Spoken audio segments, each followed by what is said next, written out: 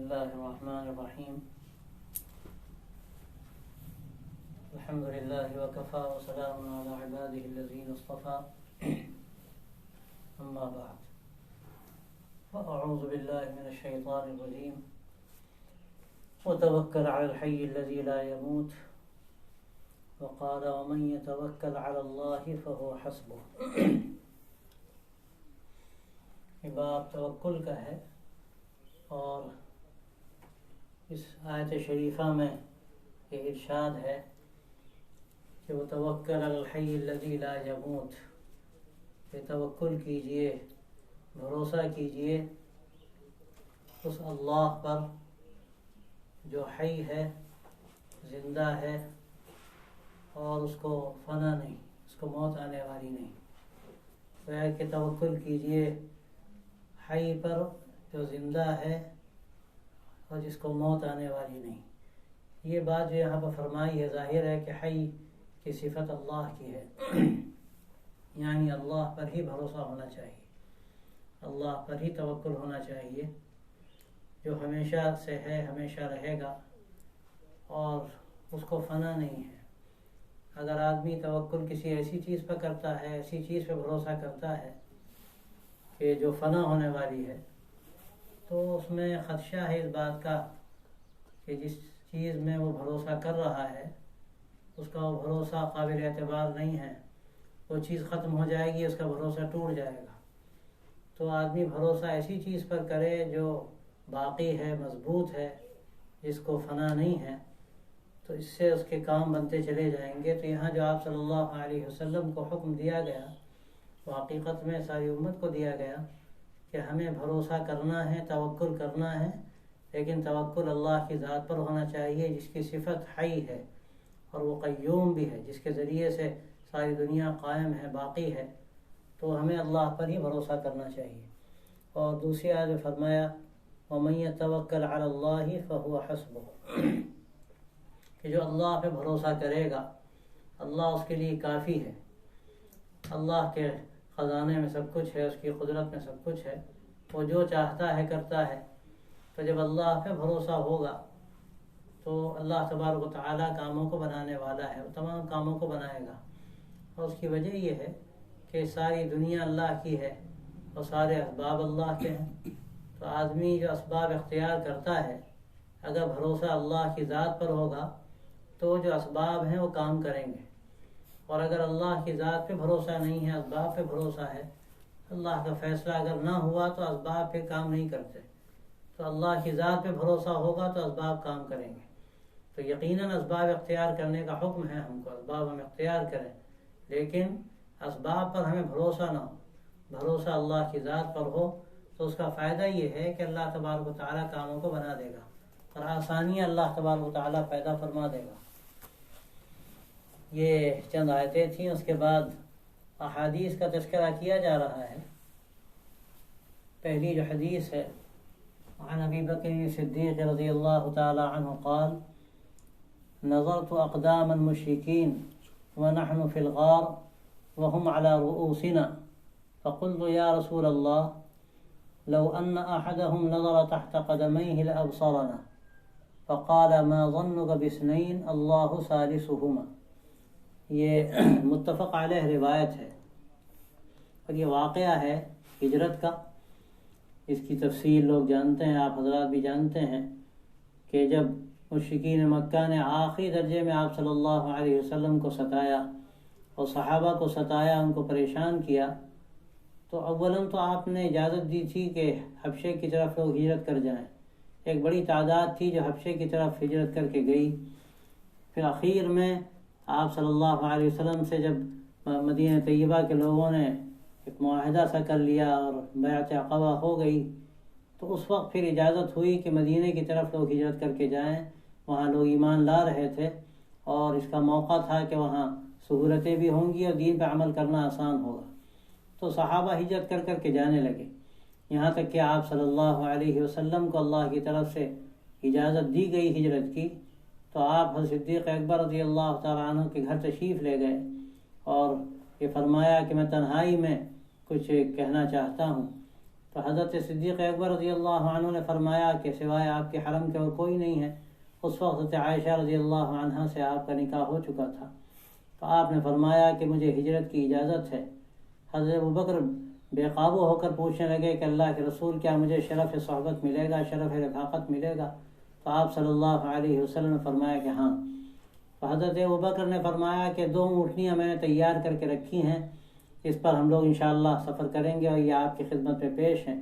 تو آپ نے فرمایا کہ نہیں، میں اس کی قیمت دوں گا۔ حضرت ابوبکر رضی اللہ عنہ نے چاہا کہ آپ قیمت نہ دیں، لیکن آپ اس پر راضی نہیں ہوئے، اور بہرحال وہ معاملہ آپ نے ان سے کیا، اور اس کے بعد ان کی رفاقت میں سفر کرنا تھا۔ جس رات کو آپ صلی اللہ علیہ وسلم گھر سے نکلنا چاہتے تھے، بہت سے مشرکین اس وقت بھی ایسے تھے کہ آپ کے پاس امانتیں رکھواتے تھے، دشمن بھی تھے، لیکن آپ کی امانت پر، سچائی پر ان کو ایسا اعتماد تھا کہ اس وقت بھی وہ آپ صلی اللہ علیہ وسلم کے پاس امانتیں رکھواتے تھے، اور ان 1000 دشمنیوں کے باوجود بھی آپ کے پاس امانتیں موجود تھیں۔ تو آپ نے حضرت علی رضی اللہ تعالیٰ عنہ سے بات کہی کہ تم یہاں میرے بستر پر لیٹ جاؤ، اور صبح سب کی امانتیں تم دے دینا، اس کے بعد تم نکلنا۔ اور آپ صلی اللہ علیہ وسلم گھر سے نکلنا چاہتے تھے۔ اسی دن مشرکین مکہ نے آپس میں مشورہ کیا کہ اب آپ صلی اللہ علیہ وسلم کو خدا نخواستہ شہید کر دینا چاہیے، آپ کا کام تمام کر دینا چاہیے۔ اور اس کا طریقہ انہوں نے یہ اختیار کیا کہ ہر قبیلے کے لوگوں کو لیا، اور یہ کہا کہ ایک بارگی ہم سب حملہ کریں گے تو اس کا فائدہ یہ ہوگا، خون بڑھ جائے گا، اور پھر بنو ہاشم کے لیے آسان نہیں ہوگا کہ وہ مقابلہ کر سکیں۔ تو وہ سارے کے سارے قبیلے کے جو ذمہ دار قسم کے لوگ تھے وہ جمع ہوئے آپ کے دروازے پر۔ عربوں کا یہ دستور نہیں تھا کہ وہ گھر میں داخل ہوں، اور گھر میں داخل ہو کر کوئی حملہ کریں یا کوئی انتقام لینا ہے انتقام لیں، یہ ان کی عادت نہیں تھی۔ تو دروازے پہ کھڑے ہو گئے۔ آپ صلی اللہ علیہ وسلم کو معلوم ہوا، لیکن آپ کو اللہ کی ذات پہ بھروسہ تھا۔ آپ وہاں گھر سے نکلے، اور یہ آتا ہے سیرت کی کتابوں میں بھی، بعض حدیثوں میں بھی، کہ آپ صلی اللہ علیہ وسلم سورہ یاسین پڑھتے ہوئے نکل گئے۔ ایسے نکل گئے کہ وہ دل کے اندھے بن گئے۔ دل کے اندھے تو تھے ہی، آنکھوں کے بھی اندھے بن گئے، ان کو پتہ ہی نہ چلا۔ جب صبح ہوئی اور حضرت علی وہاں سے نکلے تو سب ان پر پل پڑے، کہا بھائی محمد کہاں ہے صلی اللہ علیہ وسلم؟ کہا وہ چلے گئے، تم نے جانے دیا وہ چلے گئے۔ کہا کیسے چلے گئے؟ ہم تو یہاں پہرا دے رہے ہیں رات سے۔ کہا ہمیں نہیں معلوم، تم جانو۔ بس انہوں نے حضرت علی پہ بھڑاس نکالی، خوب مارا ان کو، اور بیت اللہ تک لائے مارتے ہوئے بھی چھوڑ دیا۔ آپ صلی اللہ علیہ وسلم وہاں سے نکلے، حضرت صدیق اکبر رضی اللہ عنہ کو ساتھ لیا، اور وہاں سے آپ جب نکلے تو آپ صلی اللہ علیہ وسلم سب سے پہلے غار ثور میں تشریف لے گئے۔ یہ مکہ مکرمہ سے چند میل کے فاصلے پر ہے، اور خاصی چڑھائی ہے اور فاصلہ بھی ہے، اور وہاں جانا پہنچنا کوئی بہت زیادہ آسان نہیں، کمزوروں کے لیے تو ممکن نہیں۔ آپ صلی اللہ علیہ وسلم وہاں تشریف لے گئے، اور جب غار پہ پہنچے تو پہلے حضرت ابوبکر صدیق رضی اللہ تعالیٰ عنہ غار کے اندر تشریف لے گئے۔ آپ کو اندر بلانے سے پہلے انہوں نے غار کو صاف کیا، اور کچھ روزن تھے، کچھ سوراخ تھے، کپڑے پھاڑ کے سوراخ بند کیے تاکہ کوئی کیڑا وغیرہ آپ صلی اللہ علیہ وسلم کو نقصان نہ پہنچا دے۔ جب صاف کر لیا تو آپ صلی اللہ علیہ وسلم کو غار کے اندر لے آئے۔ غار کے اندر آنے کے بعد کچھ عرصہ گزرا، ادھر مکہ مکرمہ میں یہ قصہ تھا کہ اعلان ہو گیا، کہ ان کو پتہ چل گیا کہ آپ صلی اللہ علیہ وسلم تو کہیں چلے گئے، تو انہوں نے اعلان کر دیا بڑے بڑے انعامات کا کہ جو پکڑ کے لائے گا اس کو ایسا ایسا انعام ملے گا۔ تو پورے مکے میں اور اطراف میں لوگ تلاش کرنے کے لیے نکلے۔ تو بہت سے لوگ، اگرچہ راستہ نہیں تھا لیکن ہر جگہ چونکہ تلاش کر رہے تھے، تو بہت سارے لوگ یہاں پہنچے، غار ثور کے قریب پہاڑ پہ چڑھ گئے اور غار کے بالکل سامنے آ گئے۔ اس وقت جب حضرت صدیق رضی اللہ عنہ نے ان کو دیکھا تو ان پر ایک خوف سا طاری ہوا کہ یہ تو اپنے قدموں کی طرف دیکھ لیں گے نیچے تو ہم پکڑے جائیں گے، یہ تو اسی تلاش میں نکلے ہیں۔ آپ صلی اللہ علیہ وسلم سے انہوں نے اس وقت یہ بات فرمائی تھی کہ اللہ کے رسول، اگر یہ اپنے قدموں کے نیچے دیکھ لیں گے تو ہم پکڑ لیے جائیں گے۔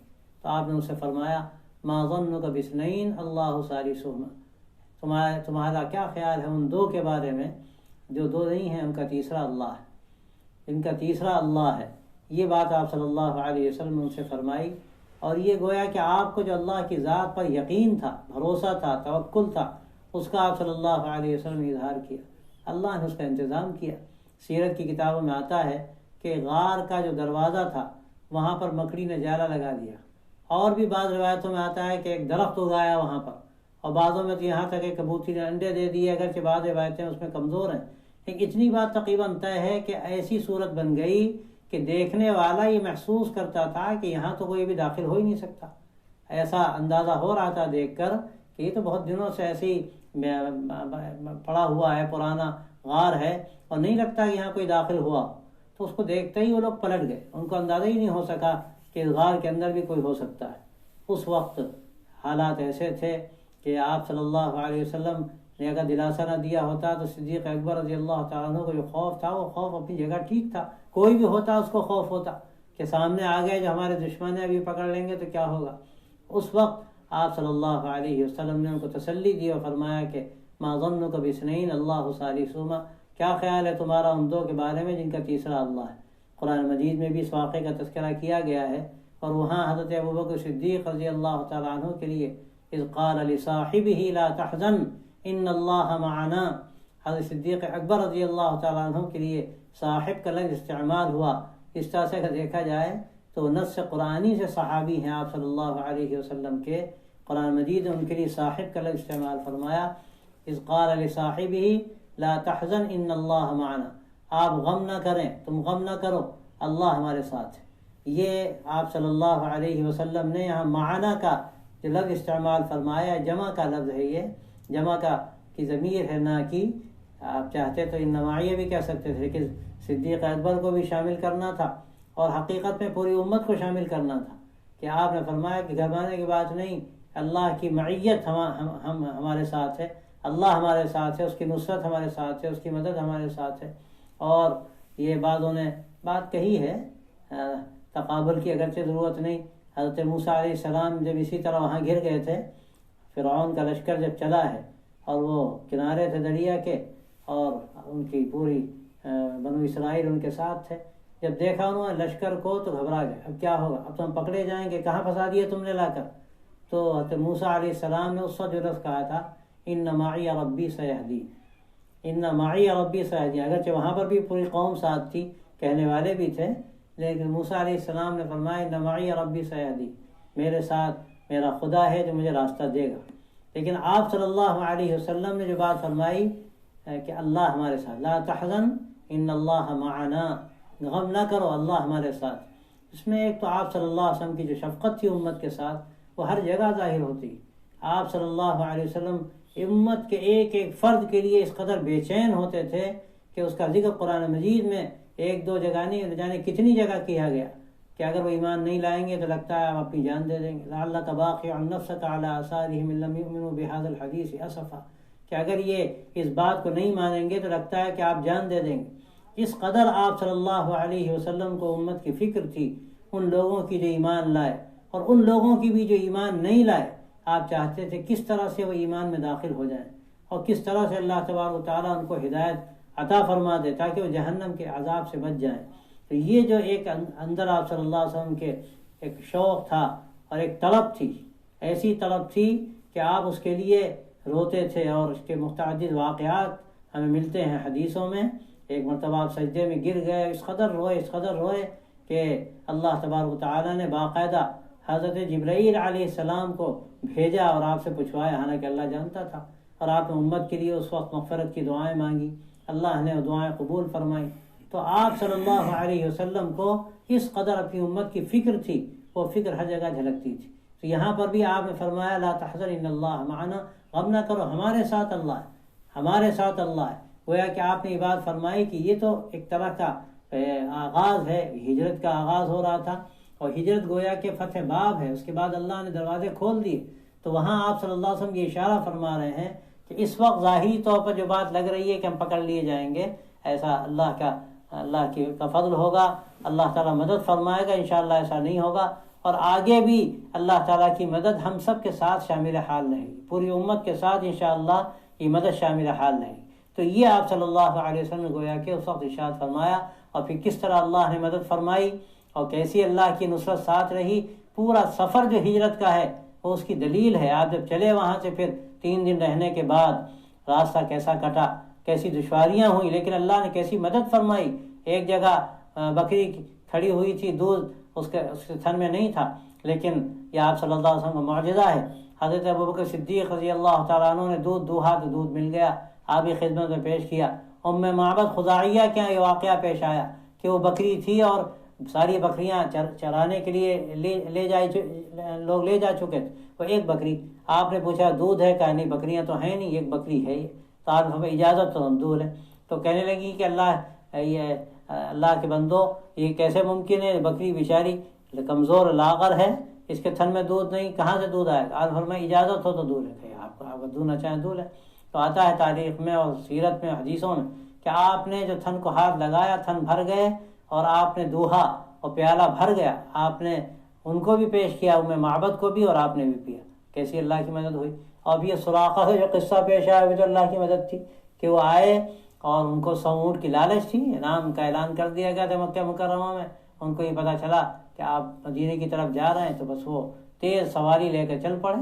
اب جب وہ قریب پہنچے تو بس ان کے منہ میں تو پانی آ گیا کہ اب تو آگے ہم قریب پہنچ گئے، آپ کو پکڑ لیں گے، اب تو 100 اونٹ ہمارے ہاتھ میں۔ لیکن اللہ کا کرنا کہ جب قریب پہنچے تو ان کے اونٹ کے جو پاؤں تھے وہ دھس گئے۔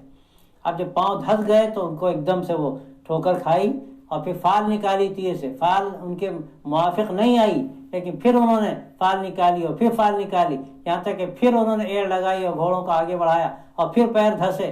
آخر کار سمجھ گئے کہ یہ ہمارے ہاتھ میں آنے والے نہیں، ان کا معاملہ کچھ اور ہے، ان کے ساتھ کسی اور کی مدد ہے، اس پیدا کرنے والے کی اللہ کی مدد ہے۔ بس وہ پھر عاجزانہ حاضر ہوئے، معافی کے خواستگار بن کے حاضر ہوئے، اور انہوں نے بتایا کہ یہ قصہ پیش آیا تھا۔ آپ صلی اللہ علیہ وسلم نے ان کو معاف فرما دیا، اور آپ صلی اللہ علیہ وسلم نے ان کو کسریٰ کے خزانوں کی بشارت اس وقت دی۔ ان کو اس وقت سمجھ میں نہیں آیا کہ ان حالات میں جب کہ آپ بے سر و سامانی کے عالم میں سفر کر رہے ہیں، مدینہ طیبہ پہنچنے والے ہیں، اور یہ فرما رہے ہیں کہ تمہیں کسریٰ کے کنگن پہنائے جائیں گے۔ سراقہ سے آپ نے بات فرمائی تو ان کو تعجب ہوا، لیکن آپ کی کا اعجاز تھا کہ حضرت عمر رضی اللہ تعالیٰ عنہ کے زمانے میں وقت آیا کہ اللہ تعالیٰ نے ان کو اس کا موقع دیا کہ وہ کنگن کسریٰ کے لائے گئے اور سراقہ کو پہنایا گیا، سراقہ نے پہن۔ تو یہ جو آپ صلی اللہ علیہ وسلم نے اس وقت گویا کہ پیشین گوئی فرمائی تھی، اللہ نے پھر بچایا آپ صلی اللہ علیہ وسلم کو، اور ان کو پروانہ امن آپ نے لکھ دیا، انہوں نے کہا ہمیں پروانہ امن لکھ دیا جائے، انہوں نے لکھ دیا۔ اور پھر آپ صلی اللہ علیہ وسلم مدینہ طیبہ پہنچے تو جو آپ نے بات فرمائی تھی لا تحزن ان اللہ معنا، اور جو توکل فرمایا اللہ کی ذات پر، حالانکہ اسباب ظاہری طور پر نہیں تھے، تو اللہ نے پوری مدد فرمائی، اور اللہ تبارک و تعالیٰ نے آپ کو حفاظت کے ساتھ مدینہ طیبہ پہنچا دیا۔ تو اس سے ایک بات یہ بھی معلوم ہوتی ہے کہ اسباب ہیں، اسباب اختیار کیے جائیں، لیکن آدمی مجبور ہے، بعض مرتبہ ایسے حالات پیدا ہو جاتے ہیں کہ اسباب نہیں ہوتے اس کے پاس، چاہنے کے باوجود تو اسباب فراہم نہیں کر سکتا۔ ایسی صورت میں اللہ تعالیٰ کی ذات پر اگر بھروسہ ہے تو اللہ مدد فرماتا ہے، اللہ راستہ کھول دیتا ہے، آسانیاں پیدا کر دیتا ہے۔ لیکن سب جب بھی ہوتا ہے کہ جب اللہ کی ذات پر بھروسہ ہو، اللہ کی ذات پر یقین ہو، پھر اللہ تعالیٰ مدد فرماتا ہے اور کام آسان ہو جاتے ہیں۔ تو یہ ہے کہ آدمی اسباب اختیار کرے، لیکن اگر اسباب نہیں اختیار کر سکتا، مجبور ہے، کوئی ایسی صورت ہے، تو اس پر اس صورتحال میں بھی پریشان نہ ہو، اللہ کی ذات پہ بھروسہ رکھے۔ اسباب اختیار کرے تو بھی اللہ کی ذات پہ بھروسہ ہو، اسباب پر نہ ہو، اور جب اسباب نہ ہو تو اللہ کی ذات پر اس کو بھی بھروسہ ہو، کرنے والی ذات اسی کی ہے۔ اگر یہ صفت ہمارے اندر ہوگی تو اللہ تعالیٰ ہر جگہ ہماری مدد فرمائے گا، اور ہمارے انشاءاللہ راستے کھلتے چلے جائیں گے۔ اللہ تعالیٰ آسان فرمائے، اور اللہ تعالیٰ ہم سب کو اس خیر کی نعمت و دولت ہے، اللہ تعالیٰ ہم سب کو عطا فرمائے، اس کی برکتوں سے نوازے۔ وآخر دعوانا الحمدللہ۔